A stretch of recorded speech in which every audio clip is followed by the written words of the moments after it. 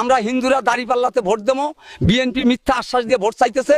যতই আমাদেরকে লোভ দেখাক না কেন, আমরা বিএনপি ফাঁদে পা দিচ্ছি না। এবার একমাত্র দাঁড়িপাল্লা সরকার হলেই দেশ শান্তিতে থাকবে, এছাড়া সম্ভব নয়। বিএনপি তো নিজেদের ভিতরেই মারামারি করে, নিজেদের ভিতরেই 10টা গ্রুপ। তারা কিভাবে দেশের শান্তি ফিরিয়ে নিয়ে আসবে? বরং ক্ষমতায় তারা গেলে ক্ষমতার বলে সাধারণ মানুষকে মানুষ মনে করবে না তারা।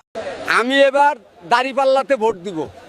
আগে তো ধানের শীষে তো দিছি, নৌকা তো দিছি, এবার দাঁড়িপাল্লাতেই দিব। কেন দাঁড়িপাল্লাতে ভোট দিবেন? বাবা, বয়স তো আর কম হইলো না, 70 থেকে 75 বছর বয়স। আমার এই জীবনে অনেক দলকে আমি চাঁদা নিতে দেখেছি, আর জামায়াতে ইসলামকে কখনো চাঁদা নিতে দেখিনি। তাই ভোট আমি দাঁড়িপাল্লাতেই দিব। এবার মার্কা দাঁড়িপাল্লা।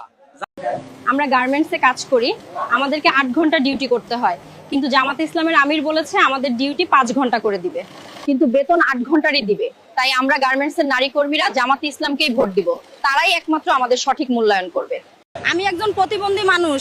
বিএনপি নেতারা আমাকে প্রতিবন্ধী ভাতা করে দিতেছে, টাকা নিয়েছে, কিন্তু তারা আমাকে প্রতিবন্ধী কার্ডটি করে দেয়নি। এখন টাকা ফেরত চাইলে আমাকে হুমকি দেয়, আবার বলে টাকা দিছি, এই কথা যেন কেউ না জানে। আমি এই ঘুষখোর বিএনপি দলকে ভোট দিব না।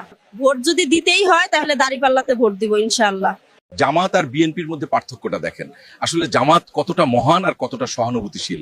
বিএনপি যেখানে বিদ্রোহ ঘোষণা করছে, সেখানে জামাত স্বেচ্ছায় অন্য প্রার্থীর হাতে মনোনয়ন তুলে দিচ্ছে। আর এই বিষয়গুলো মানুষের মন জয় করে নিয়েছে, আর এই কারণেই জামায়াতের জয় হবে ইনশাল্লাহ। কোনো চাঁদাবাজদেরকে আমরা ক্ষমতায় দেখতে চাই না, কোনো দুর্নীতিবাজদেরকে ক্ষমতায় আমরা দেখতে চাই না। এবার ক্ষমতায় দেখতে চাই জামায়াতে ইসলাম। বাংলাদেশে একমাত্র চাঁদা মুক্ত দলই হলো জামায়াতে ইসলাম।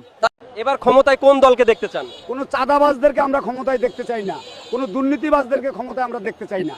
আমরা ক্ষমতায় দেখতে চাই যারা দেশটা কোরআনের আইন দিয়ে শাসন করবে, বিচার ব্যবস্থা সঠিক করবে, গরিবের টাকা মেরে খাবে না, আমরা তাদেরকে ক্ষমতায় দেখতে চাই।